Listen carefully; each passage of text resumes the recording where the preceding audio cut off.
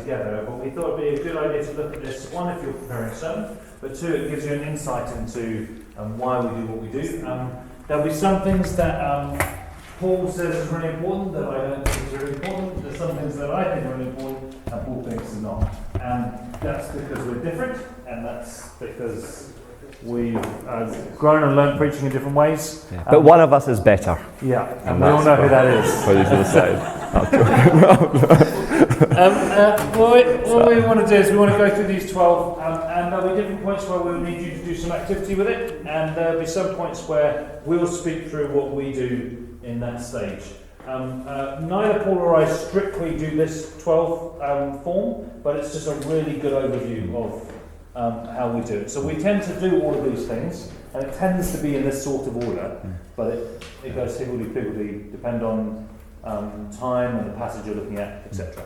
Like, just to mention, like some people have seen this thing before, but none of us have either talked to it before, so that'll be hopefully helpful. Right, how do you want to do this? Should we read it out first? Aye. Yeah, okay. So in front of you, you've got a piece of scripture from John chapter 8. So if you want to grab that, there's two versions, the New Living Translation and the new the NIV, the New International Version. So grab one of those. And what we're going to do is we're going to read it and then read it again. Okay?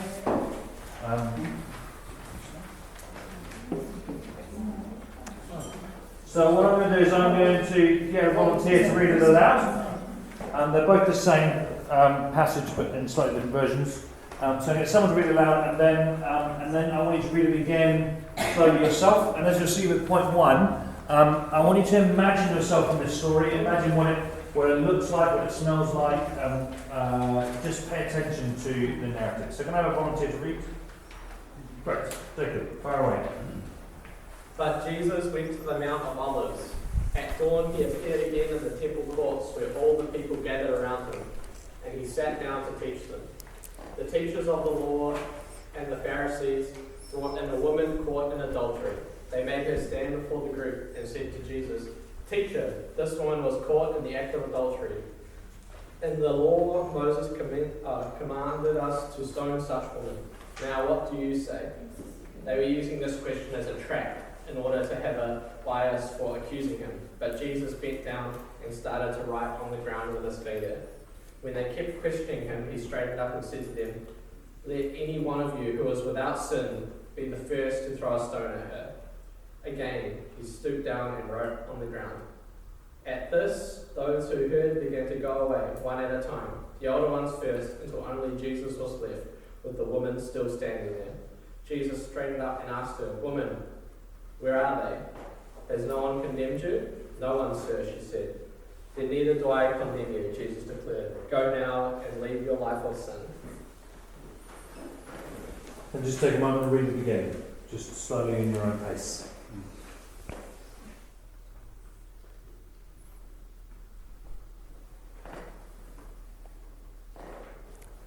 Me. So just on that first one, what we're going to do is we'll, through this whole thing, we'll kind of keep coming back to this passage. Caleb's chosen this passage for us to kind of play around with. It's a bit of an illustration, and we're going to have a bit of fun with it a bit later. But just on this one, I thought it would be helpful because we haven't really talked this through in detail, and so it'd be quite interesting to hear our different takes on how we do this, because I think we're quite decent preachers.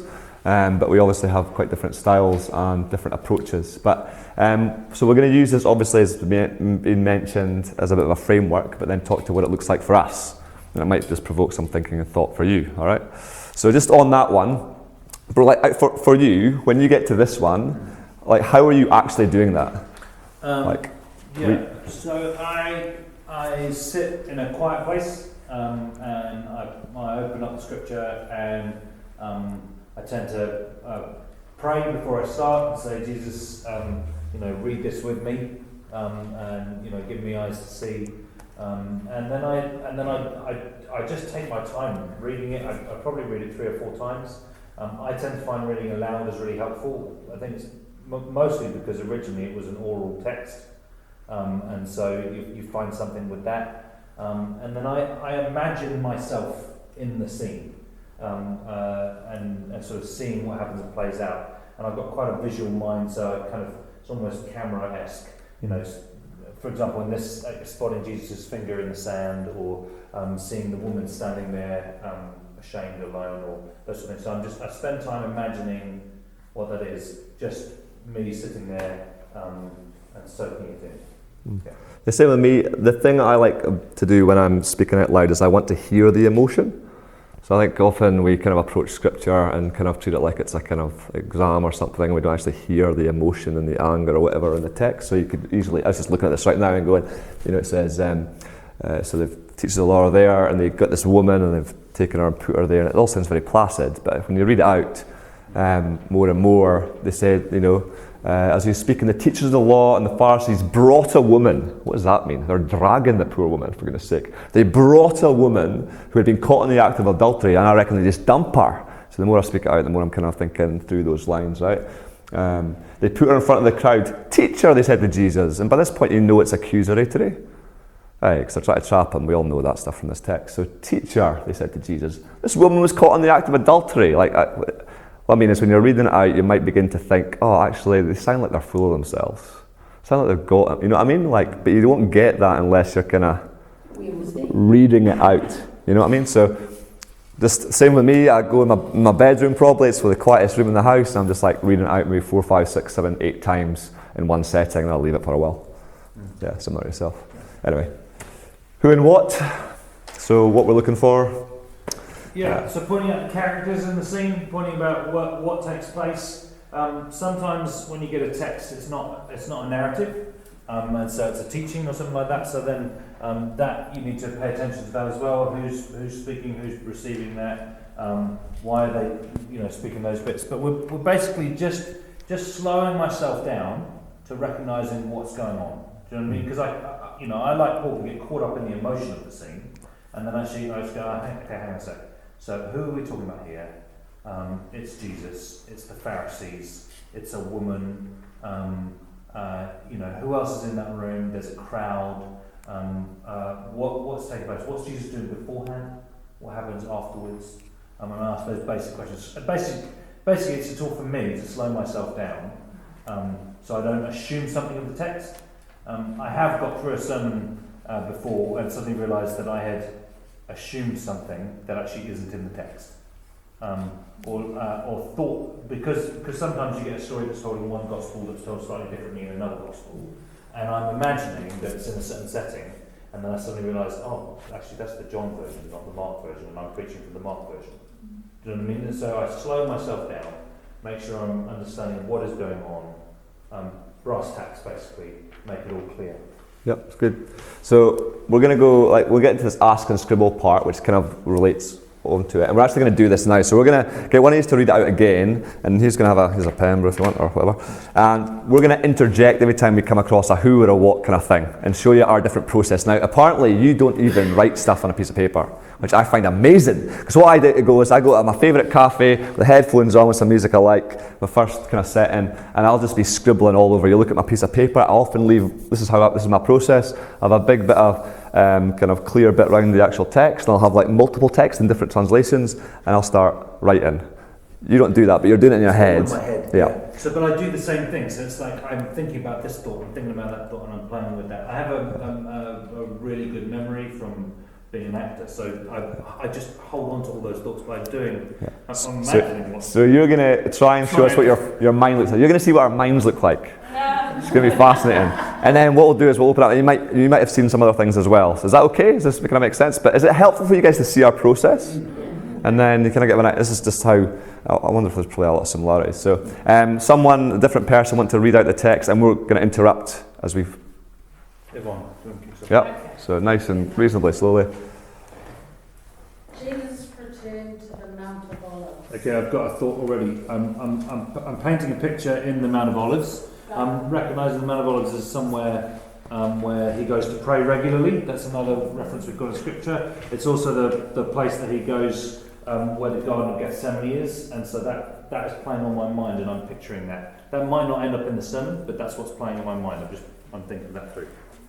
But early the next morning, he was back again at the temple. Yep, so I'll jump in there. So I'm straight away with that at the temple part. I'm thinking to myself, is this a hostile environment? Is it a warm environment? Like, what's happened at the temple before now? I'll start writing a list around how's Jesus feeling going to the temple at that point? Do I need to do some background research? You know what I mean? Like, what's the trajectory toward the temple? Yep, on you go. Yep, so a crowd, far out. A crowd, mate. A crowd. I mean, that, as soon as you see, whenever I see a crowd, I'm going, oh, mate, are we talking the good crowd, the bad crowd, the in-between crowd? What kind of crowd are we got? And then it says, obviously, the next two words. Soon gathered. Boom, explosive. Gathered crowd. Is this hostile? Is this not hostile? I'm already stuck for the next 10 minutes just wondering. Well, not 10 minutes, but you know what I mean. I'm going, who is the crowd? Why are, like, so, who is the crowd? Why are they there?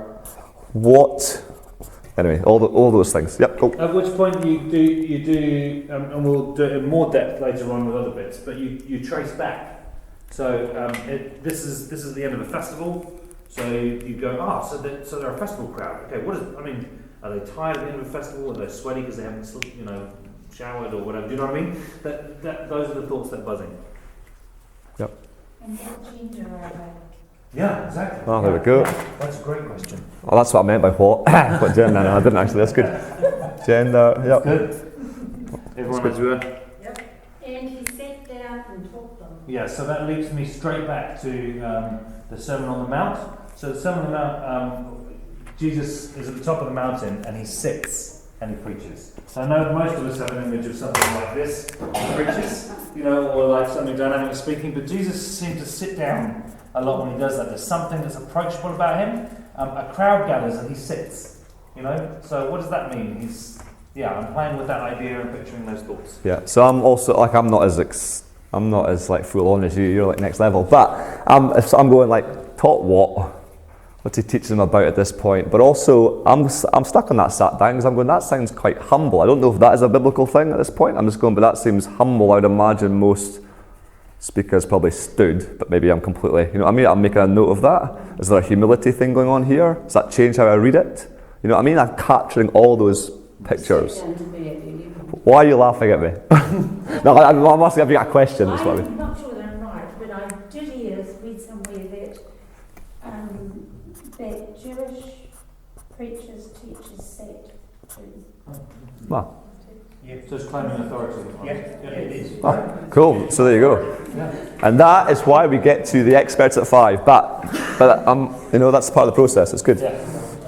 As he was speaking, the teachers of religious law and the Pharisees brought a woman Right. having walked in adultery. So we've got to play off a scene here. We've got groups of people. Mark particularly likes groups of people, so I'm playing with that in my mind. But in this situation, we've got that crowd, and we're trying to figure out who they are from the festival. And then we've got this group of teachers. And what's interesting is Jesus is the one who's sitting. He's got the authority. He's the teacher, but the qualified teachers have now come in.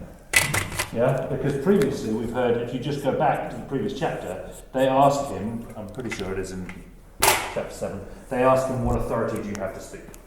And so right now they're there standing and he's sitting. And so there's a play-off, who's got power here, who doesn't have power, who's on trial, who's not on trial. Yeah.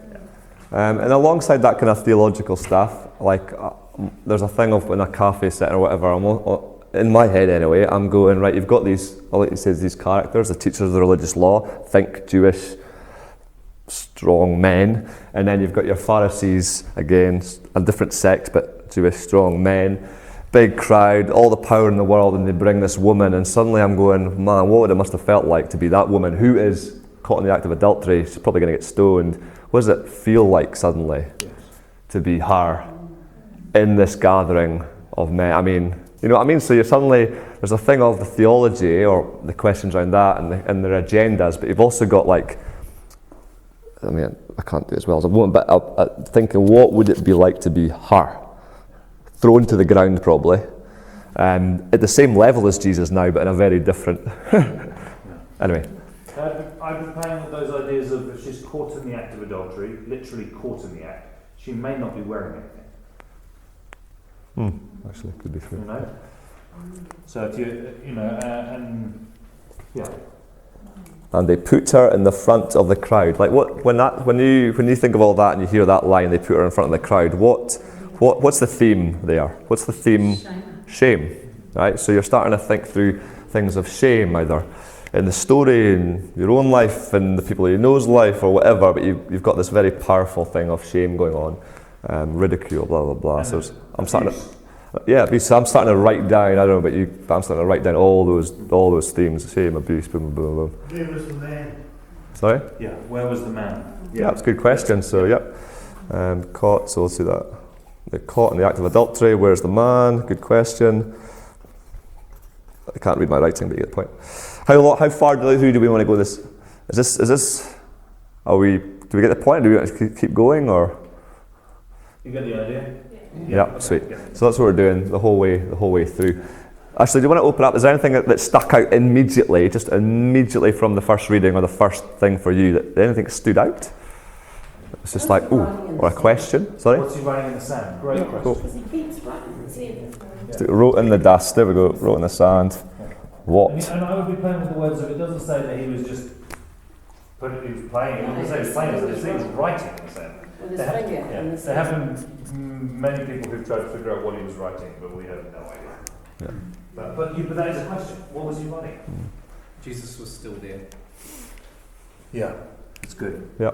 Yeah. They slipped away starting with the oldest. What the oldest? Yeah. What did you say? They slipped away starting with the oldest. Why the oldest? Yep. Beginning with the oldest. Yeah. That's funny. That stood out to me as well. It's like, are they wise enough to get that whatever's being written is on point? I don't know. There's a piece there about recognising an honour culture. So in our Western culture, we don't tend to do that as well, and we don't honour those who are older. But in the Middle East at that time, they would have done. So those who had the most respect were leading first. And I always find those things helpful because I quite quickly land in what does this mean for me today, and I have to remember that I allow myself in what was the context like then, what is going on in that moment, what is that culture like. Yeah. So, we'll have one last one, and we'll move on to the next bit. Any other things that stuck out that really grabbed you like that? The woman had no one apparently to advocate for her. She appeared to be standing alone with no one to speak for her to get further down. Yeah. Yes. Yeah. I noticed that The woman, so it's singular. Yeah. Jesus throws out this statement, if you haven't sinned, go on, throw the stone. And then there's no eyeballing, no nothing. He just looks at the ground. He's not even looking at them, he's looking at the ground. Yeah. Yeah.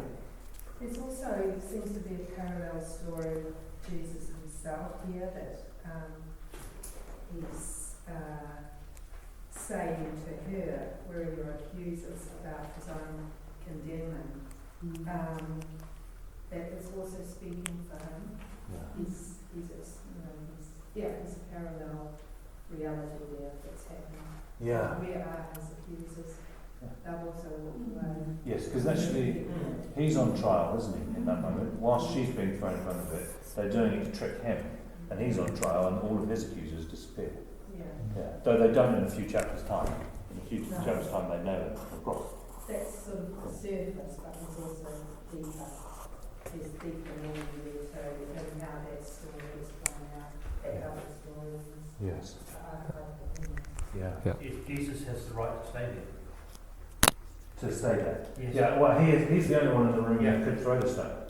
Yeah, but this you got to be careful because you don't want to jump too far ahead because you want to stay in the now. That's jumping. That's theological commentary. That's good, but at this point, it's like just going. We don't know that. They don't know that, which is on point, obviously. But the other thing I was going to say about the other one there was the thing about Jesus, his story going on here. What I'd be doing as well. I've got Jesus as the main player, obviously. I mean that's goes without saying, but it's like underlying almost everything he says and then almost meditating on just his words. Unfortunately, the NLT, I've cut it off too early, sorry, it's missing the last part, but meditating just on his words and kind of almost doing a separate exegesis or whatever on those words as a just to see his own particular part is worth doing as well. Anyway, we could spend all night on this, which is fantastic. It's really awesome. But so we're doing that, and this is kind of similar to what you're saying, bro. Is what does it say about God? So just what does it say about the characters? But what does it say about God? What does it say about Jesus? And that's probably that part.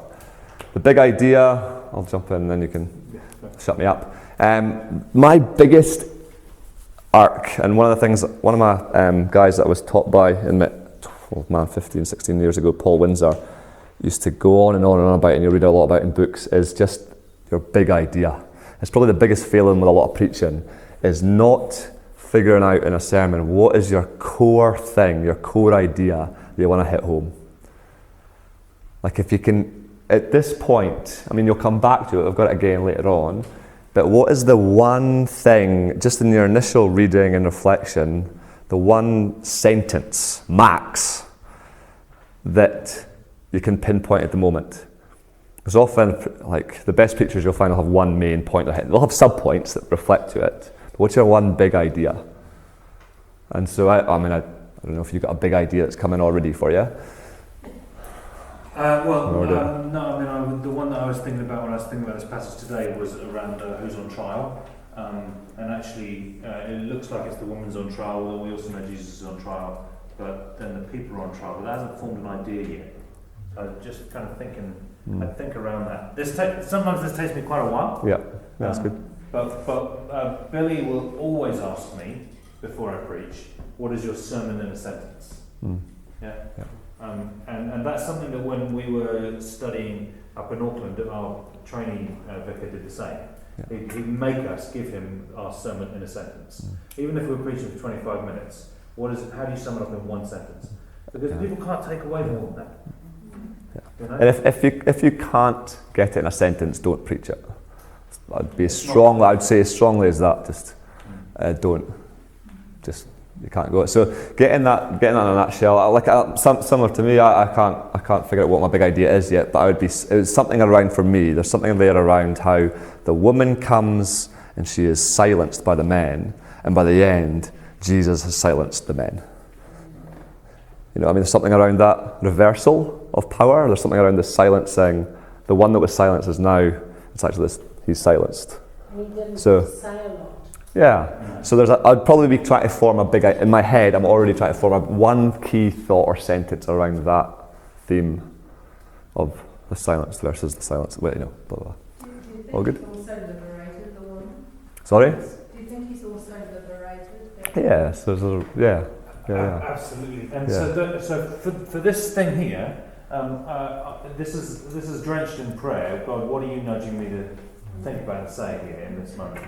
But it's almost limitless what you could choose from this message. Yeah, it's loaded. You could take it from so many different angles. Give it 10 sermons in there probably, but yeah. Well, yeah, or more. You know, because you know the liberation piece comes in, the advocating for, the shame piece, all of those pieces can be drawn out. And that God's got something to say for us.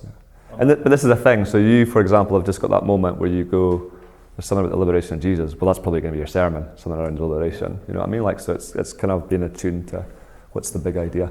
So we come back to that though. So this next one here, this is when we start consulting the experts, and we put this in number 5 because you don't do this until this point. Okay? If you go to the experts first, then what you're going to do is you're going to take to the text the ideas of your expert. Yeah, but God has called you to preach, and He's speaking His living word in and through you. So that's why this stuff goes first. Now, this may totally reshape your idea, because you may discover that your idea is absolutely flawed or is off the whatever it is. But at this stage, we open ourselves up to what other people think. Now, for me personally, I jump into commentaries I've got. So commentaries are biblical experts who are looking at the text and unpacking it in certain ways. And so I've got a few of those that I really like, and I'll open that up. I also have a software online that I use that has a bunch more on there. And I'll look up this passage in the commentaries, and sometimes that inspires me to another big idea. Sometimes that tells me some information that, actually that's a really good supporting thought to my big idea, but it just gives me another insight into this passage. Other things that I do, bringing in the experts, is that I'll listen to some preachers that I really value, and I'll look up their sermons on this passage. Not to steal their idea, but they might suddenly say something and I go, oh, I didn't see that before, or oh yeah, actually they're saying a similar thing to what I'm saying. That feels really good. Or they might have a phrase or something and I go, oh, that, I just let that spin in my head. So I then go to people. A big reason why we also bring this in is because whilst I am called to preach, I am not enough on my own. Does that make sense? Yeah. And I'm not the alpha and the omega on this passage.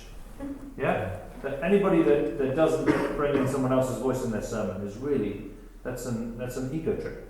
And you've got to be really careful about that because it becomes dangerous. And so you have to humble yourself and say, what do other people say about this? So you'll find, if you are a regular preacher, you'll find commentaries or a set of commentaries that really resonate with you. Paul's got... Yeah, I just go to Wikipedia, to be fair. He's mocking me because I talked about this before. I said I Googled it. I just Google passage. And I do get you, when you do that, you get some crazy preachers or crazy blogs out there. But I also find it helpful when I see somebody write something and I go, that is just not in this passage. You've got a total agenda that you're playing through here. Do you know what I mean? Or looking and going, yeah, this person is copying what I just read in somebody else's blog. Do you know what I mean? But sometimes that just opens up an idea, just hearing somebody else's thoughts. Like we just played out now, the liberation thought just came out here, which wasn't mentioned before, but suddenly it is. There's another voice in it. So, like for me on that one, I don't have a lot of time in life anymore. So, I mean, I could spend. I'm a geek, right? So back in the day, I used to probably spend, particularly before I was married, I'd spend lots of time in 5 different commentaries. A liberal commentary, a conservative commentary. I want to hear from different voices on the same passage because that's healthy, I think. So I'll be doing that. But now it's just like, my advice to anyone that's kind of starting out on the journey is just, who's a preacher or a teacher you respect? Go ask them, what's your top 2 commentaries on the Gospel of John? Or what's your, you know what I mean, just to get a bit of a framework, without being too heavy. Tell them about your email. Yeah, so one time I was in hyper mode and I thought, I'm gonna email NT, right?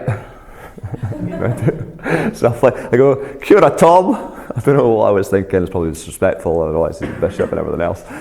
Kia ora, Tom, this is years ago. Hey mate, I think you're the man. Do you know who Tom Wright is, by the way? NT Wright? NT Wright. Come on, man. NT, oh man, oh man, right, we're going to have it. NT Wright's this amazing biblical scholar, like outstanding. He's hugely respected. How old is he? Like 70?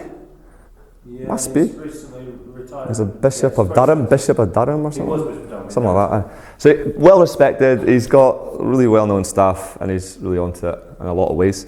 And he's very posh English. Nothing around posh English. I'm not saying you're posh, by the way, but you're English. So I just dig myself out that hole. English. My granny's English. Love the English. we just keep that one quiet. Okay. So so I email Tom Bishop. Right, sorry. And I say, kia ora, Tom, you're the man. Rah, rah, rah. Hey mate, what's your top 2 commentaries in the book of Luke? Not expecting I think I was just wanting more of a laugh to tell my mates that. And then I get within a day from England to get this email. Regards, Paul. So wonderful to hear this, that you're interested in this beautiful book. And then gave me his top 2 books. Anyway, the point of the matter is, go to someone you respect and just say, what's your top 2? What's your top 2? And just, but my thing with commentaries now, I don't know what you think of this, bro, is there's things called a socio-historical commentaries now. They're becoming more common. And what they are doing is they're trying to give more of the social setting and historical setting of the day. And I find that for me is the most valuable part. I don't want the hard out theological insight, because I feel like I can do that in community often. But I want the kind of, what's the social setting, what's the historical setting, so I can just imagine myself there. So for example, that changes things. There's a beautiful book by, one of my favourite books called Jesus Through Middle Eastern Eyes by Kenneth Bailey. And he lived in the Middle East for 40 years or something like that, in the villages. And he wrote a commentary quite intense on some of the gospel passages. And he's the one that came out with the insights, like, you know, in the prodigal son where the father runs and we suddenly realise that no older person would have ran. Well, he's the guy that discovered that insight sort of thing that became commonplace, right? So he's got these insights, and his insights completely changed, not commentary, completely changed how I read things, right? So like the woman who lets down her hair and washes the feet of Jesus. I think I've preached that maybe here before. But that thing of like a woman only let her down her hair on her wedding night. That was the first time a man would see hair down. So for her to be in a place, a public place, and to let her hair down was scandal. But it's also telling the group and Jesus that she is committing herself to him like a wife does to a husband. And there's so much going on in that passage, but those little social insights completely change how you suddenly read it. You know what I mean? So just finding those good commentaries that, especially that hit that. Is that? Yeah. Yeah. So, yeah, that's brilliant.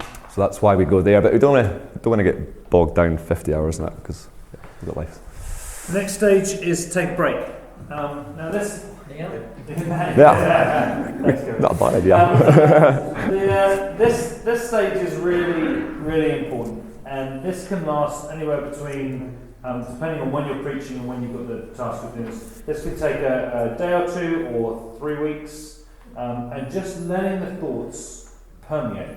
So I find that helpful because it distills for me, oh yeah, actually that thought was just exciting in the moment, you know, it wasn't really profound. Or it just settles in me and I start thinking around, how does this affect my life?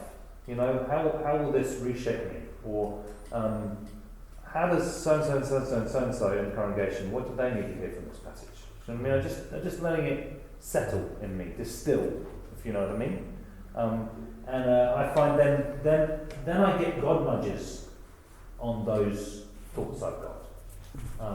And they again, like Paul's situation is similar to mine. I tend to find when I'm suddenly on my own, and so maybe the kids have gone to bed, or I've just dropped them off at kindy or something. I'm suddenly on my own, and then suddenly the thoughts will hit me. So finding that space. I'm not purposely sitting in front of the text again. I'm not sitting in front of my commentary. I'm just letting it nudge. I'm also an extrovert, and so I find it helpful to externally process. So there's people in my house who sometimes I'll just throw out an idea to. I do this a lot with Billy when I'm preaching. I'll say I'm thinking about this. So today I talked through my sermon. I've got to this stage here, and I talked it through with Billy, my sermon for Sunday. So I just said, no, I've been actually thinking about it for about a month. And so, actually it's been longer, it's about 6 weeks. And so then I just shared where I'm at the moment. And some of my sharing, I went, oh no, that's not right. But I'm just letting it distill. Does that make sense? Did you want to talk to what you do? No, like it's similar. Like I don't try and crank out a seminar for over 2 days or 3 days. It's more like I'll work on this part and I'll just play around with it a couple of times in the first 1 or 2 weeks, so it just becomes part of my life, my day to day. Like it's actually part of my life. And then I'll hit this part, and then I'll take a break, maybe a day or whatever else, or a week. And then, but often the big idea, coming back to that, it'll kick in when, often if I wasn't sure if I was going to share this, but for some reason when I'm in the shower. Because I decided not to share that. Yeah, I know, I was going to say that. I was like, because it's weird. But it's just that. There's no one else there? It's relaxing, just thinking about Anyway, it's something weird, like I have to turn away or something. But I'll be there, or like having a whiskey at the end of the day. I'm Scottish, I like a wee dram. I might re-look at the scripture, and just in that kind of sense of just being chill and coming back to it, having had a break and not being caught up in it, someone will just click, oh, I've got the sentence now. Boom. That's the idea. Because I've kind of stepped back, I'm chilling, but then it's all that just go, there's the sentence I need. Is that's how it works for both of us, it seems. So a lot of other people. Stuart, who used to be the vicar here, he used to read the passage every morning from Tuesday, Wednesday, Thursday. He'd read it every morning, and he'd do a little bit of dabbling work, but he'd sit down on Friday afternoon and write his sermon. That was his routine. And the way he did that, but he would be opening it at the beginning of the week, just so it'd be permeating those ideas would flow through the week. He'd also have moments when we would be reading or talking about something else, and he'd go, that links with the passage that's coming up this Sunday. And he literally had a little jot pad, and he'd write those things down, so that when he came to Friday afternoon, he'd have those distilled thoughts. But I do think making a sermon, the best sermons I reckon, is making it part of your life. So like using this as your devotional, whatever you do through the week, like how does the themes of liberation and stuff impact how to do with the coffee business, or how I interact with the person I don't like down the road? Like, am I being a bit of this Pharisee to this guy down the road, or in terms of like, what's the thing I'm writing that's bringing a bit of life to someone else? How am I bringing life to that family down the road that's keeps some of the cops coming around to the house? You know what I mean? Like that's extreme stuff. But I'm like, the best stuff often is within your workplace. How is this scripture? This scripture should be impacting you at work, at home, with your friends, with your chaos, whatever. And then that'll end up coming out anyway. Yeah. So then coming back to about a prayer, big idea. So coming back to number 4 is, this is the time to really succinctly hone in on that one big idea, sharing it with somebody or a couple of people and going, does this make sense? And then that's the beginning of what you're going to put together. Any questions at this point, or before, to do with what we've talked about, or pushbacks, or any feedback? Do you use, like, one assumes that you've done this passage before. Would what you preached on it last time Sometimes. have relevance on it this time? Yeah, sometimes. Possibly, yeah, probably. And I mean, there are times where I preached a sermon, like carbon copy the sermon at another point. That's probably less frequent. Analogies and ideas and stories I'll totally reuse, because I'll go, that really resonates. Or that's a clear thought. So yeah, I totally do use that.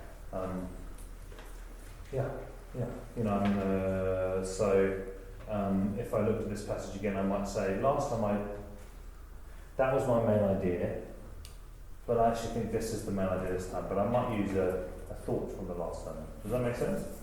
So, yeah. If you've got a big idea and you're praying and talking to God and He throws you a curveball, Yeah, it happens a lot. Yeah. do you say you're screwing up your bits of paper and starting again, or? That does. I would say that happens occasionally, rather than rarely. I'd say occasionally I get to the point where I've prayed, but the big idea tends to be, God is really gracious. It tends to be one of my smaller ideas from the beginning, that He goes, you missed it. Actually, it was the liberation piece. That is the one. That's important. Yeah. I mean, I just tell God He's wrong and get on with what I was doing. I have on a Saturday night, or even on a Sunday morning, really thrown out my sermon because of sometimes that's to do with the context of what's happened. If something happens in history in the moment, you suddenly go, I can't preach that sermon today because this is what's just kicked off in the global scene. Or in our private.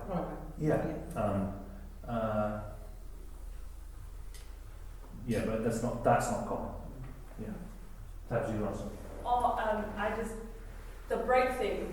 When I was at Bible college, one of my lecturers, there's actually something going on in your brain that if you take a pause, you like think around the text and then you take a pause, your brain continues to think about it, and there's like a scientific thing behind this that they have discovered. You must take a break because your brain will continue to work on it without you realizing, and then the ideas come. There you go, it is science. You said it was science from the beginning. It's science, people. I failed science. Well, if my science teacher can see me now. That's true. Yeah, that's good. Yeah, and that kind of makes sense to how it's experienced. Can I ask, if you guys sometimes preach like a few weeks in a row, so does that mean that if this whole process is taking like weeks to months, does that mean that you have like 5 or 6 sermons going around in your head at one time? It really varies. It varies what the context is. It varies what the. Sometimes I don't. Sometimes I only have a few days to prepare, and so this would be a more truncated, distilled time. the sermon that I'm preaching on Sunday, because I was ill for 2 months, I've been thinking about these 3 sermons for 8 weeks, 6 weeks actually. So you didn't actually rest. I let it permeate slowly. I was reading occasionally, but it was the little thoughts in that space. So yeah, a big chunk of what I'm going to preach this Sunday was my first thought for the 3 sermons. But then when I sat down to write the first one, I realised that actually that was the 3rd sermon, and that something else needed to be second, something else needed to be first. I don't preach more than once a month, pretty much. And part of that's, well, I don't need to. But secondly, I actually, for me, when I was a Baptist pastor, I used to have to preach 3 out of 4. I hated it. That's not how my brain's work. Some people love that and they can do it. Like I remember Rhett Snell, this guy was brilliant. He's pump him out. But my mind's creative. I need to go live it. I need to let it be relaxed so that I'll wait a little bit. I struggle with that. Yeah, I can do it, but it's hard. I find it hard. Yeah. Anyway. I had a Wednesday not that long ago where we had a Wednesday service at All Saints, and I'd forgotten I was on until that morning. Oh dear. Yeah, so this process happened within 45 minutes because that's all I had. And I decided in that moment to use material that I'd used before in other things, and draw that together, but then I still sat with the passage and I just had to do a truncated version. Sometimes that happens. That's not ideal. You're not serving the people you're preaching to if that's what you do every week. I'm going to get them to do an exercise at this point. Do you want to quickly say 8 and then we're going to do something that's so interactive? And then you're going to do something. Alright, yeah. Okay, so number 8, the Jesus focus. This is really important because if we're not elevating Jesus and if we're not pointing people to Jesus or how to become like Jesus, then we're sharing a really lovely, perhaps moralistic thought, which is helpful, but that's not what we're called to do.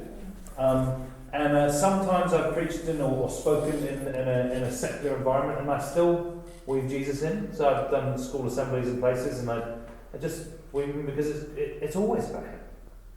Do you know what I mean? It's always about him. There isn't anyone who compares to him. So why wouldn't you speak about him? You know? And what does this in this passage point us to him? Well, how does this bring us back to him? Some people, probably more conservative preachers, always bring it back to the cross. And that's really helpful because that's the high point of, well, the resurrection is probably the high point of his ministry, I personally think, but that's not my theology. But people, you know, I have a friend who every sermon he preaches includes the cross. And that's partly because he's an evangelist and he wants people to, you know, to hear that, and that's what God's marked on his life. But you have to keep bringing it back to, because this isn't just a nice thought about how to interact shame culture or how to interact, you know, with a mess. We're talking about what does Jesus say in this context. How is Jesus in this? What is Jesus speaking to us now? Does that make sense? Yeah. And I particularly, the burden that's on my life is about people becoming like Jesus. So that's what I spend at this point thinking about. How does what Jesus do? How can I tap into that? How can my life be like his? Because I want to be like him. And I think that that's the call for all of us. And that's why the universe exists, personally. It's good. So we're going to do something about just a bit of an interactive thing. I want you to, this is a tall ask, it just popped in my head though. What I want us to do with this is take a couple of minutes, just in the quiet, and then we'll turn maybe in 3s or something like that. But a couple of minutes in the quiet, just try and write out with the Jesus focus part, 7 and 8, what's your big idea? I know we haven't had much time, but just if you were to write a sentence of what's burning on you, if you're able to write something down, have a crack at writing down one big idea. If you can't do it, it's okay, it's fine. But do that, you've got 2 minutes. 2 minutes? 2 minutes? Right. See what James come out. 2 minutes starting now. What is your big idea? From this passage. From this passage, yeah. All right. Is it 3 points? Oh, possibly. Sorry. Turn to, I don't know, into 2s and maybe 3s or 4s, like that, and just kind of share what you got with the pair. And then, if you've got nothing, it's all right. Don't be embarrassed or be proud. Actually, back yourself. There we go. Share what you've got, and then from your group, share your top 2. And then that frees some people. Does that sound good? I'm just making this up on the spot. Yeah, right, yeah. so groups 3s and 4s, and choose your top 2. So share. Want to hear some talking, some interacting? Go for it. Share your wisdom. Eh? Oh, Jesus silences the silencers and empowers the silenced. It's not bad though. I mean, it's cheesy, but it's good. but it's awful. I would never use it. It's a What's big yours? idea. And mine is, It's a massive idea, it's too Jesus big. says to the places of shame in our life, Jesus says, I don't condemn you. Mate, see, that's a goodie. You already freaking worked on this. I was just, I don't know, I was thinking,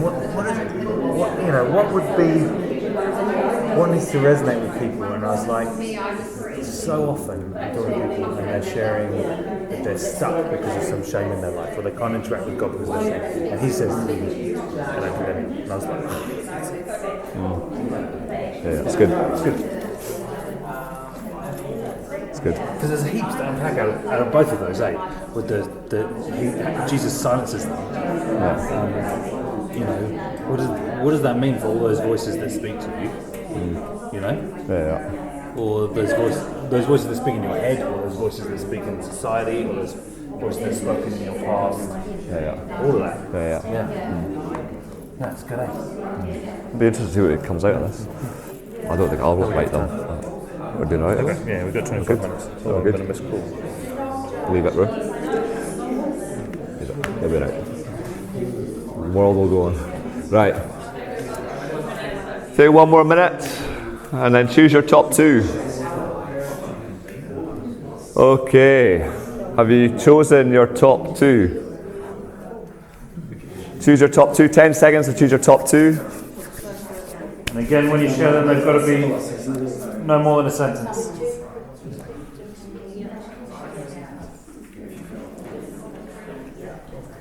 All right. Okay, should we have some call out? Who wants to volunteer? Oh, yeah. Okay, hold on. You're gonna speak loudly, Adrian. Oh, we're gonna write them. Okay, guys. Oh, we're gonna write them. I'm going to write them down. They're gonna be Go for it, Adrian. in great. Jesus judges, not us. Which is a comment. Oh yeah, Cool. it's good. Succinct. Next. Nice. Do you have another one? Top. Oh, sure. With the full authority to do so, Jesus chooses grace. It's a bit long. Yeah, full authority to condemn. Jesus chooses grace. Great. It's good stuff. Taking notes for a sermon. Right. Paul's preaching this on Sunday, that's why we do. You guys, nice and loud. Yeah. Well, what was it that you say was Diana's very much like number 1? Yeah, it was. Is it sort of, does it come up? Who are we to judge? Yeah, it's great. Yeah. And another. Has got a second one? In Jesus, we're not left alone with our guilt and shame. Oh, that's good. It's a sentence. So in Jesus, we are not left alone with our guilt or shame. Right. Nice. Good. It's preachable. It's good. Lovely. It's good stuff. You guys, middle row. Top 2. For me, it was take a look at your own eye before you ask that other person to take the splinter out of the end. Okay, so you're pulling on. Let's take this. Take the splinter out. Log out your own eye before you take the splinter out of others.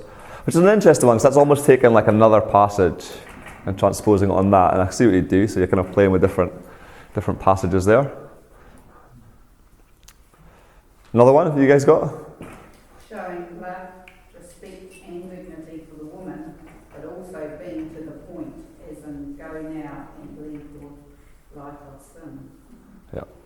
So that one would come back to, it'll be cutting and slicing, but it's good, but it's very long. We're just going to kind of hammer it down.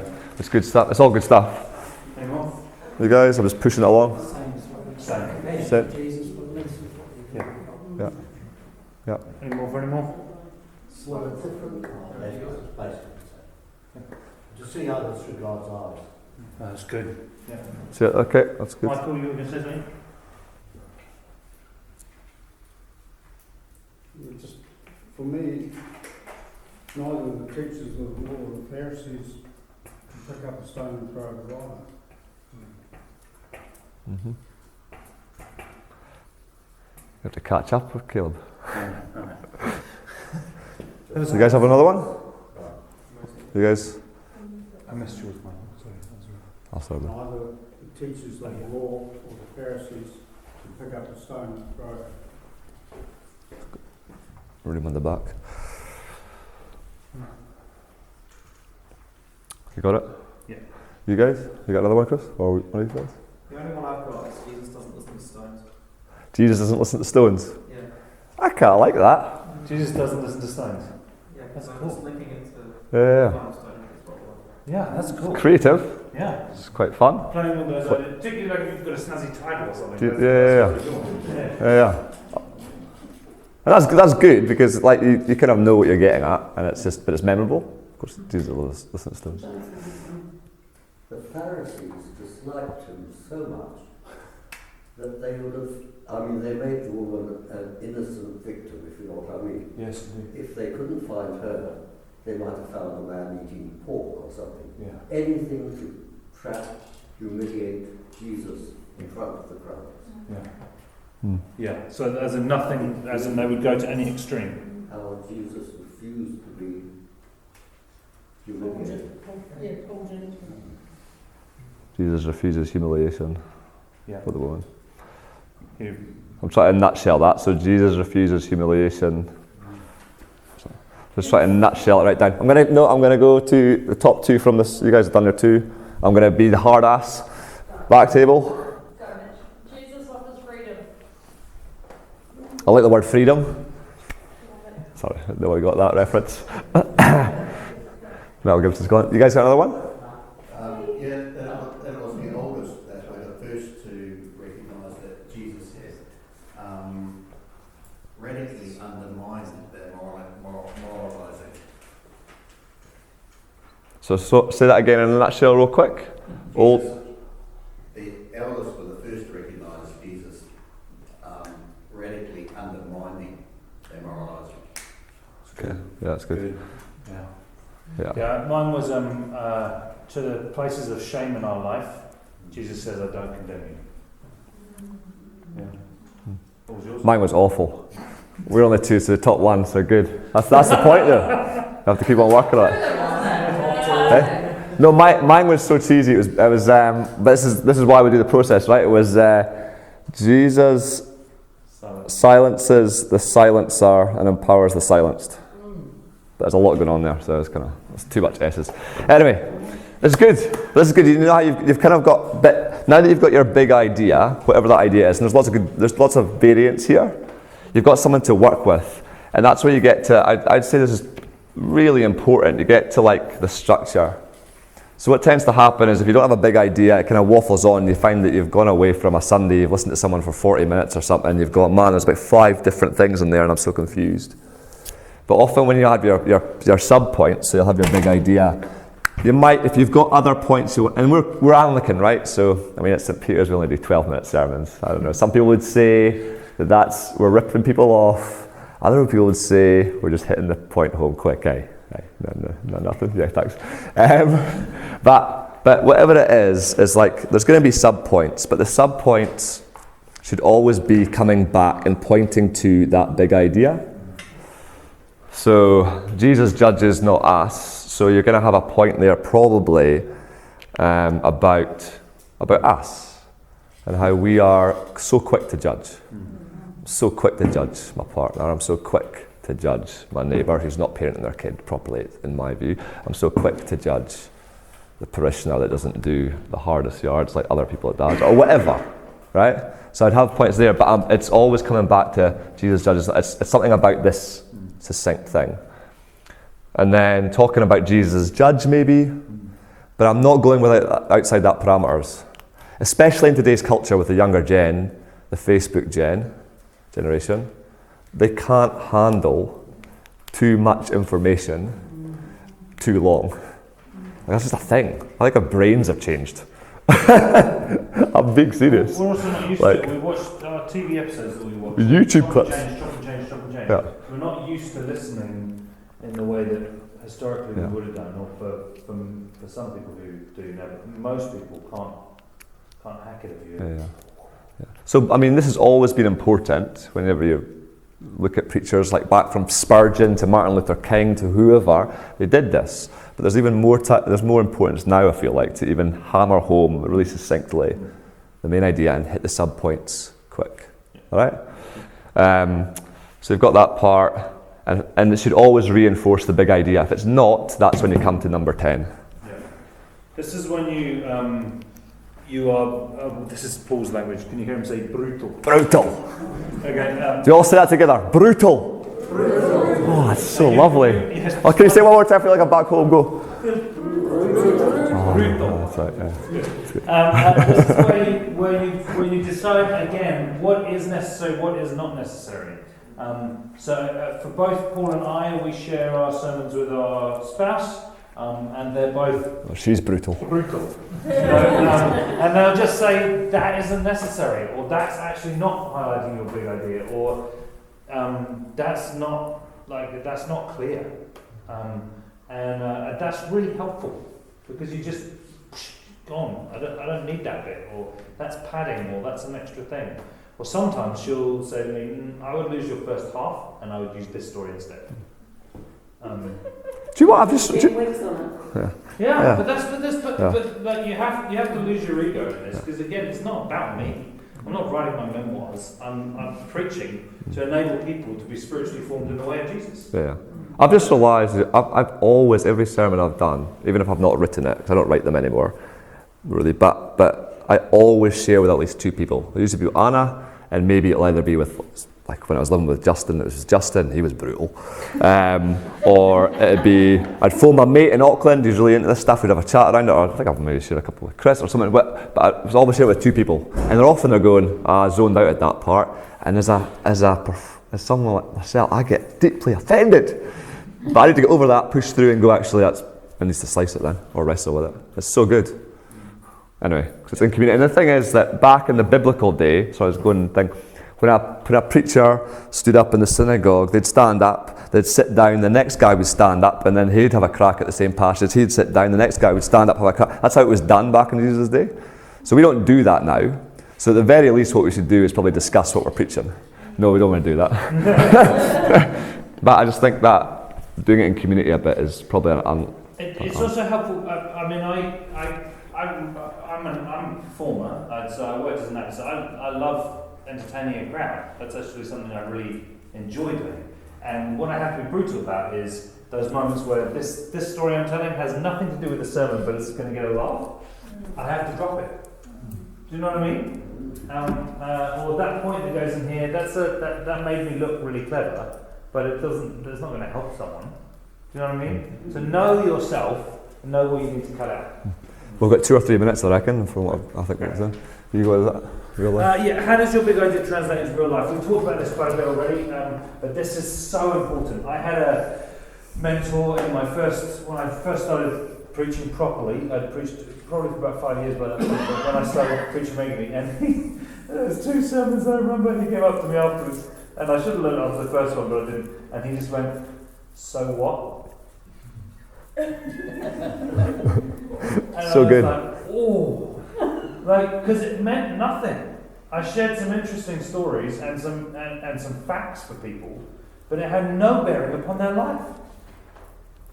And then he was just like, and so then the second time when he came to me, he was like, "Caleb, so what? Like, how is this going to affect me tomorrow morning?" Was what he said. How is this going to affect the person in the pew in their trouble that they're in, or their thing they're facing, or their journey into Christ-likeness? Like, what has this got to do with participating in God's mission in this world? Changing the sociological fabric into the way of the kingdom. Yeah? If it doesn't do that, then it's... No. But everybody has different things going on Yeah. in their lives, and he's not going to know whether it Yes. affected him one way and you another way, or Yeah, I just didn't have any application. I didn't have anything to go and do. And I do now. All of my sermons have at least an inspiration of something you should go and take on. I tell all the people that we train in preaching that you need to have like a discipline or something for people to take on at the end. Because it's got to have some practical application. It's got to be able to help whoever you are. Yeah. Otherwise, It's helpful when you know it's difficult when you're speaking to a community you don't really know. Yes. But if you kind of have an idea of the community you know, or the demographic at least, there's certain themes you just like. For goodness sake, like some of these themes we just looked at, like shame and stuff. I mean, that's the biggest killer in our culture at the moment, right? So like when it gets to going to application with this thing, you're talking around. Okay, I just know that a whole heap of young adults, guaranteed 99%, will probably be thinking that they're ugly, they're useless, they shouldn't be in this room where it's a holy place. You know what I mean? There's all that stuff. So I'm going to land the fact that Jesus has a different perception to the voices they're hearing. So what's the voices they're allowing to be heard? What are they cowering on the floor through the week on? You know what I mean? Like I'm thinking, what's the application here? But in a sermon, I wish I'd done a bit more research before I came and did this part. But when you have a sermon, there's some things you need to cover. One of my mentors said, and that's that one is the world. So it's not that you have to land each of these every single sermon, but try and hit a few of these, which is in your message. How does this touch on themes in the world? So like shame, that's global. Or like power abuse, well, that's global. You know what I mean? Like abuse of power, all the stuff coming through the scripture. Like how am I touching on that? How am I making reference to that in, I don't know, India, where they manufacture oxygen bottles and freaking flipping COVID medicine stuff, and it doesn't even get to their own people. What's that about? There's abuses of, you know what I mean? Like, so you can touch on things with what, or that relates to the passage in terms of that abuse of power. Those people are silenced, so I'm thinking through that. Or it might be personal. So am I touching at least something on my personal journey with shame and how I've felt with the voices growing up at the school or whatever, and stuck with me till I was 32. You know what I mean? Like, or world, personal, what's the other one? Church community. It could be church community, so you might want to touch on stuff that's going on for the church at that point in time. And there's another one, but I forgot it. Do you get the point? Social, yeah. So, but all that stuff is coming back. If like Caleb says, there's not a... Well, me and Anna were talking the other day, and we were saying for our sermon Sunday, we're coming back from Waikanae, and we were saying, right, we know what we're saying, but so what? Like, what do we want the people at St. Peter's to go away with in their head? What do we want to go away thinking about following? That has to be the end point. Often. Last one is, so at the beginning of when I first started learning my craft, I'd write it out. Okay? I tended to sort of collect my quotes and write out my big points. I tend not to do so much of that now because I have a mind that pieces it together. If I'm really unpacking a passage, I will still print out my quotes and those thoughts there. But that's taken 20 years to get to that. But what I do is I then, once I've got it and I've written it out and I've taken in all of this stuff here, I then speak it out. And particularly when I was learning my craft, I'd speak it out 20 to 30 times. That's probably the same as me in the early days. Yeah. I'd stand in front of a mirror. I was just thinking. It's crazy. You said 20 years. You wouldn't really know 20 years ago. I was preaching at 14, Oh my Whoa. goodness. Yeah. So I'm now 35, so yeah. I had great opportunities to start preaching then, and I spoke at a number of youth camps and things like that. Yeah. I was rubbish. Yeah. I didn't know what I was doing. I bet your kids didn't think so, though. Well, I thought I was cool, so. But even even in my early 20s, when I started preaching a lot more regularly, I would be I just practice it, and I'd walk because I'm a verbal processor. I practice and sometimes as I'm practicing, I go, oh no, if I phrase it like this, it'll land better. And suddenly as I put it out there, I go, oh no, this story should go before that story because it builds up that point. And a bit to one of the questions is about how do you keep people from falling asleep. I think about that a lot. as in I try to find ways to keep people's attention, to draw people back into that sort of stuff. We actually did an exercise at drama school, which if we were doing a 6-week course with you, we would do this exercise because it is brutal, which is that what we did is we got everyone to stand up, and then one person comes out the front and starts speaking, and the moment you lose interest, you walk off. Okay? It was, like, when we did this at drama school, like there were 3 or 4 times out of 24 of us that the person would go, and then everyone walks off! And you're like, oh my goodness! And the longest anybody held anybody for was 1 minute and 26 seconds. Okay. Wow. I lasted to 1:12, but the person did 1:26. It's hard to maintain people's concentration and take them through a thought. And so that's when you learn from other people who are really good. I found Obama to be a genius at taking a thought, and he talked about the thought for about 5 minutes, and then he lands on it. But all the way along, he's taking you through all these other things. I remember watching him, just going, this guy is a genius at public speaking.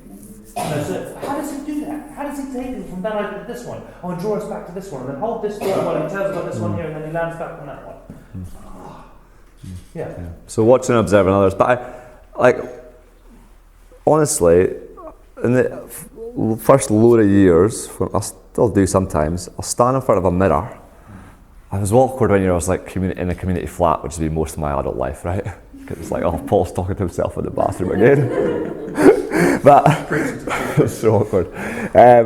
But like the reason I do it in a mirror is because like we're a vehicle for the message, and whether you like it or not, how you convey the message matters. You can have all the best thoughts in the world, but if you look bored when you're sharing something about joy, and you don't realise that your resting face looks completely over it, you've lost the room. And so it's so helpful. Either you need to video record yourself, or actually, honestly, in front of a mirror and speak it, even though it's written, and just see how do you look, and you'll be surprised. Honestly, like, oh mate, I'm not conveying. Or you realise it might be simple. You realise in that part of the sermon, I need to pause. Because that's the point I want people to get, that Jesus comes to liberate us from our shame. Pause. You get it. But if you don't practice it a couple of times, you might just rattle right way through it, and I've seen preachers go, blah, blah, blah, blah, and it's just like, oh mate, you lost me after 2 minutes. You know what I mean? Yeah. Aye. You don't catch it. Yeah. So there's a lot of great teachers, but it's not preaching. But there was a point where Adrian preached one of his first sermons here, and I hope it's okay to share this. But I you don't have an option there, really. Sorry. Yeah. But I said to Adrian, I said you had really good content, but it wasn't as dynamic as I know you can preach. And so I literally sat him down and we watched the video of his sermon, and he said, I thought I was more dynamic than that. Right? And so we talked about where the moments he could have been dynamic. His next sermon was phenomenal. Okay, people were buzzing after that because he'd watched himself and realised that. Does that make sense? Yeah. You suddenly see that, and that's part of James's question about feedback. It's really important to get feedback from people beyond the thanks for that, good sermon. Probe it. What was good? What resonated with you? What could I do better? I had a friend of mine in a season of my life, and I'd get him to write his reflections of every one of my sermons. And he was Still Max? He's a very, very wise, humble man. He was always gracious in what he shared. But he would just say, hey, you just waffle, or at this point here just went on too long, or you could have refined this, or the big idea thing he was really impacted by. He didn't really land it back on Jesus. He was just really good on those pieces. It's really good to have those mirrors. No, that's good. So look, there's lots of good resources out there regarding preaching. That's probably us in a nutshell. But I think that's a good framework. It's a good thing to start on until you find your own voice or develop your own voice. But I think that's pretty much it. How does this usually roll? Do you have a few questions or? We've only got a few moments. Oh, the ones from earlier. Yeah. Far out, they're big ones. Is there a syllabus, as in, do we follow something? So in the Anglican Church, we tend to follow the lectionary. almost all of our churches in this parish, we follow a pattern that's been set by the Global Anglican Communion. At Christchurch we don't do that. Christchurch, that's fine. That's what I thought. We tend to go look at a book in the Bible, and then a theme, and then a Bible and a theme, and then we go through the seasons of the year. The reason we do that is I find that going through a sermon series is actually quite helpful for people to catch ideas. I just sort of think that if you've gone for one whole year, the following year could be pretty boring if you've sat through it all before. But yeah, It's a 3-year cycle. It's a 3-year cycle. Yeah. So and also, as we talked about, sometimes you might see something else afresh in the passage. depending what's going on. Yeah. So there's different ways of looking at that. Now, just to say, I'm happy to stay longer. It's 9 o'clock. If people need to go, you are welcome to go. But otherwise, we're happy to go through these, whatever. But they're just welcome to move on. to go. Otherwise, we'll smash through these fast, yeah? So we're doing them all? Yeah, let's just smash them. Right, who can preach? Depends what church you're part of. Like for me anyway, in my thoughts is people who are mature and love Jesus. That's my thing. But we also probably a hand pick, and sort of hand pick people that we think have a fair amount of wisdom and seem confident. There's a certain level of There is, I think I would add expertise, but they love Jesus and they're passionate about it. Yeah, I'd add that they need to be able to communicate ideas. Yeah. If they're not able to communicate an idea, then it would be a nice time. It might be encouraging for them, but it's not going to benefit them. So I'd add that. I don't. It fills in the one down here about do you need a degree? No, you don't. It's helpful. It's really helpful studying, and that's like bringing in the experts and all that stuff. I mean, anyone who's an expert in their field is really helpful. And why wouldn't you study deeper in something that's important if you're going to preach regularly? But it doesn't. Jesus didn't have a degree. And then narrowing it down to who can preach. If you're asking if women can preach or whatever, well, you're in the Anglican Church. So it's wide, right? After street preaching. Yeah. Do I go through that whole 12-step thing? Do you think? Hey? Well, the thing with street preaching is that you have to hold people's attention because they just will walk away. And so that if you're wanting to learn your craft about how to keep people's attention, then street preaching is not a bad way to go. But street preaching is a scary thing because you're also preaching to people who don't want to hear. So I'm not a massive fan of it. My dad cut his bread and butter doing street preaching. He did it for 10 years, and he's brilliant. And he was brilliant at playing with ideas, and he had creative dramas and that sort of stuff that brought massive crowds. You'd have to be so super gifted nowadays, though. Yeah, I think nowadays it'd be too many phones filming you and everything fits out. I wouldn't. But that's all these big questions that suddenly we're not recording this. Discernment process for preaching. So who preaches? Yes, there's a big discernment process about who preaches. Some people are ordained to preach, and that's something that's big in us. We recognise our church isn't just the single church that we gather in, or even the whole parish, but it's just the whole diocese. There's a choice that's been chosen by the bishop about people who are called to preach, and then otherwise than that, we do a discernment process about who's got that gift. If somebody came up to me and said, "I'd really love to preach," or "I've got something in me I want to share," then I'd really listen to that. Yeah. Strong voice requirement, Caleb. No, I think it's really helpful if you have a strong voice. And obviously, if you're in an environment where you don't have a microphone, it's vital. But I remember a talk that I heard at the Willow Creek Leadership Summit with a woman who, I don't know what had happened to her voice, but she spoke like this. And it was brilliant. We just were drawn into what she had to say. No. We took that one already. Yeah, I'd stop that degree requirement. If there was somebody that was gifted at preaching, and I thought actually this is something they're probably called to, because I do think there's a bit of a calling with some people to it. If I felt like their theology was a bit shallow, I would be pushing them into theological papers, without a doubt. I'm just putting that out there. So, No, that's great. how do you decide on topic? Yeah, just one other thing on there is that Scripture tells us that people who preach are held to a higher degree than those who don't preach, and I think that's true. You've got to recognise, and I mean, Jesus talks about the millstone around the neck for people who lead children astray. Yeah, this is serious stuff. If you're teaching people things that are unhelpful and damaging to themselves or to others around them, then yes, of course, that's not okay. Yeah, Jesus is very clear about that. And when we talked about earlier about saying that gay people caused the Christchurch earthquake, that is damaging. That is damaging.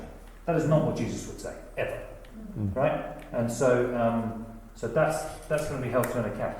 Do you know what I mean? Yeah. So you've got to be careful about what you preach on. Yeah. Hey, special grace to us, by the way, as we rattle through these real quick off the top of our head. These are all big. These are big. Yeah, you're welcome to. If we say anything that's like push back after. How do you decide on topic? Do we just? Well, we kind of covered that. Length. We disagree. But Disagree. I have a really long attention span. I can listen for hours. Yeah.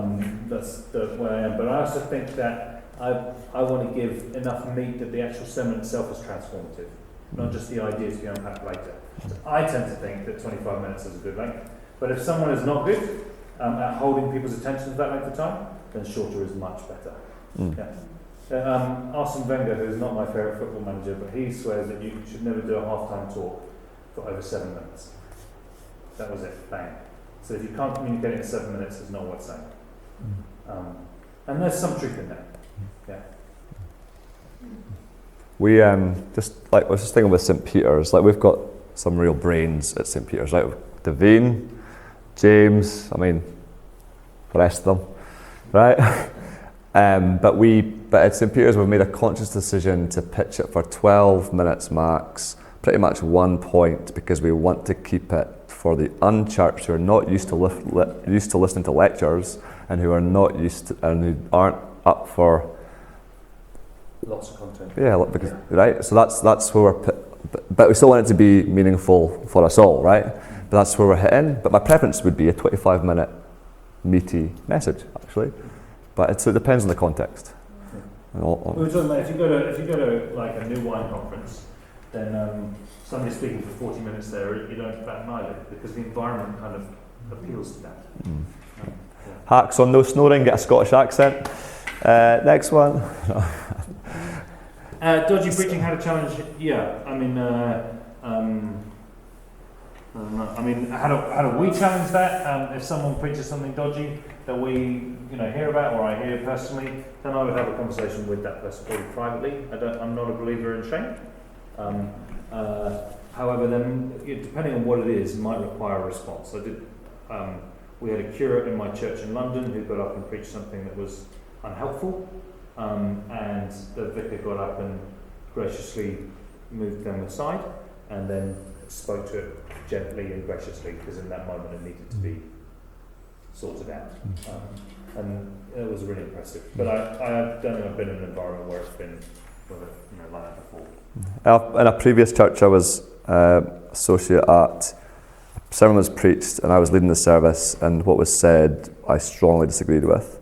And so afterwards I got up and said, hey, I just want to say, as a visiting preacher who was put there by the other pastor to come and speak, I basically just said, hey, good thing about the community of faith is we all have different opinions, and I just like to say I strongly disagreed with what has just been shared, but I get where you're coming from, and so I invite people to come and have a conversation if anything's, you know what I mean? So there's this thing of not wanting to shame the guy there and then push back and have an argument, but saying as well that as a church, at least the leaders going, I'm not, one leader at least is not this, you know what I mean?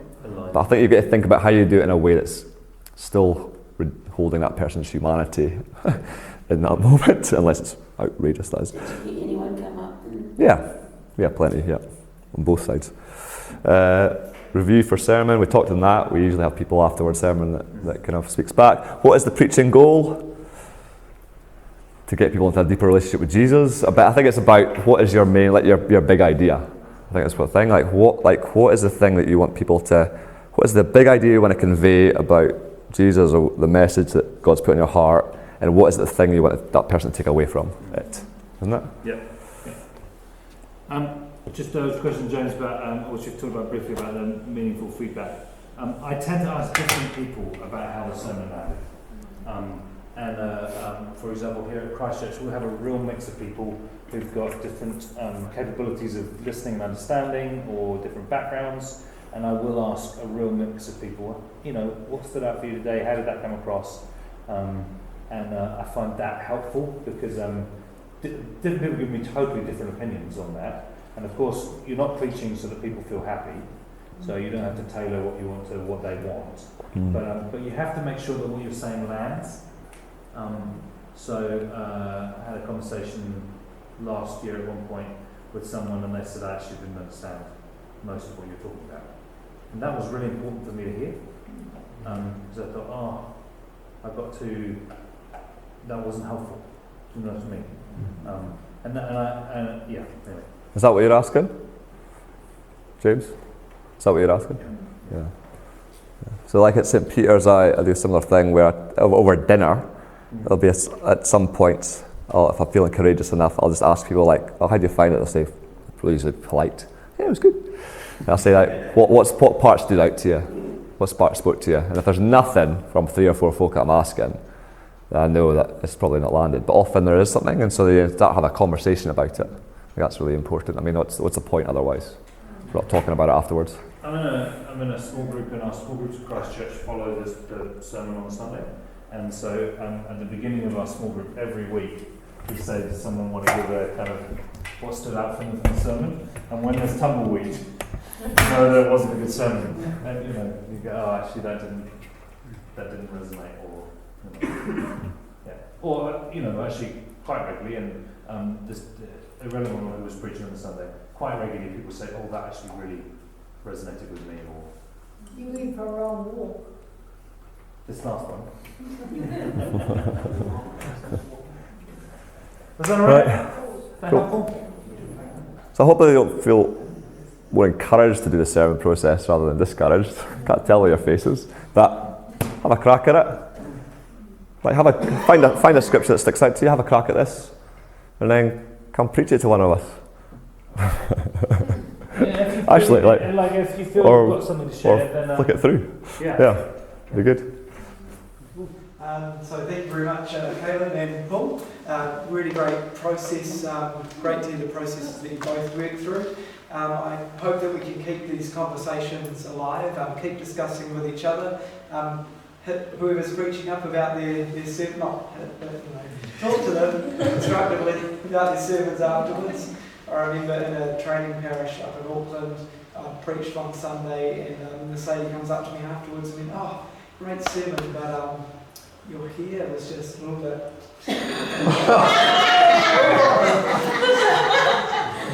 So don't do that, but... That's all you're going to remember from tonight. So thank you very much for coming and for staying a little bit longer. Really engaging stuff, great ideas to talk about. Next week we won't be here, we might be here at the prayer stations because we'll all be too busy praying for the week of prayer. And then Soul Lab will kind of morph as the discipleship container for the parish and become something slightly different. So this will become one of the spaces where small groups will gather to talk about the future flow of the parish and discern what God is saying again for what we do as a parish in this place. And we go from there, and then it'll morph again into an alpha course, and we're encouraged to invite all our friends to that. And that's again a space where we have awesome engaging ideas that are accessible, and it's a good time. And then we'll go back to our regular programming of awesome ideas that we can talk about. So go well, and let us pray. So thank you, God, that you are in our conversations. We pray that during the week these ideas will crop up again, and that we can talk with each other and with you about what we're learning about you. Because you call us to be disciples of Christ and to help spread and make disciples of all nations. So be with us tonight as we sleep.